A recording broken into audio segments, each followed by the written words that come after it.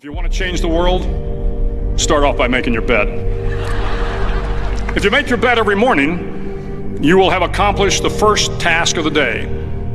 It will give you a small sense of pride, and it will encourage you to do another task, and another, and another. And by the end of the day, that one task completed will have turned into many tasks completed. Making your bed will also reinforce the fact that the little things in life matter. If you can't do the little things right, you'll never be able to do the big things right. And if by chance you have a miserable day, you will come home to a bed that is made, that you made. And a made bed gives you encouragement that tomorrow will be better. To pass SEAL training, there are a series of long swims that must be completed. One is the night swim. Before the swim, the instructors joyfully brief the students on all the species of sharks that inhabit the waters off San Clemente. They assure you, however, that no student has ever been eaten by a shark, at least not that they can remember. But you are also taught that if a shark begins to circle your position, stand your ground. Do not swim away. Do not act afraid. And if the shark, hungry for a midnight snack, darts towards you, then summons up all your strength and punch him in the snout, and he will turn and swim away. There are a lot of sharks in the world. If you hope to complete the swim, you will have to deal with them. So if you want to change the world, don't back down from the sharks. Over a few weeks of difficult training, my SEAL class, which started with 150 men, was down to just 42. There were now 6 boat crews of 7 men each. I was in the boat with the tall guys, but the best boat crew we had was made up of the little guys, the Munchkin crew, we called them. No one was over 5'5". The Munchkin boat crew had 1 American Indian, 1 African American, 1 Polish American, 1 Greek American, 1 Italian American, and 2 tough kids from the Midwest. They out-paddled, outran, and outswam all the other boat crews. The big men in the other boat crews would always make good-natured fun of the tiny little flippers the Munchkins put on their tiny little feet prior to every swim. But somehow these little guys from every corner of the nation and the world always had the last laugh, swimming faster than everyone and reaching the shore long before the rest of us. SEAL training was a great equalizer.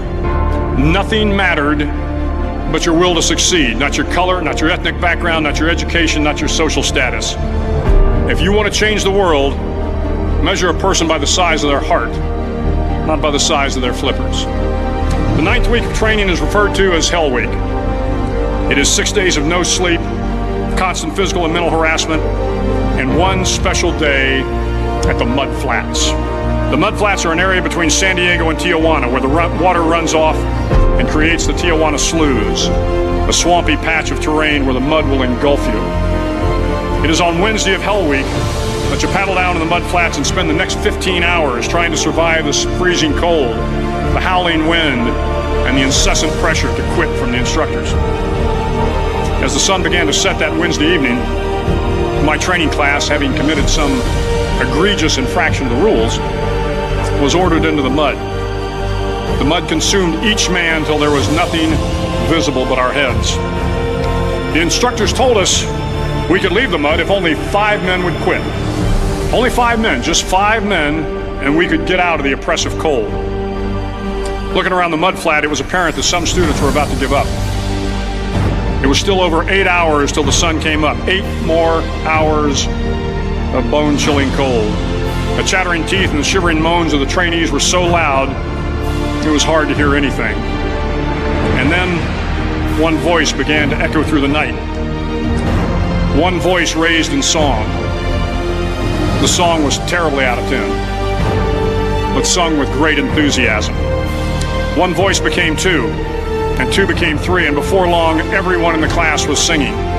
The instructors threatened us with more time in the mud if we kept up the singing, but the singing persisted, and somehow the mud seemed a little warmer, and the wind a little tamer, and the dawn not so far away.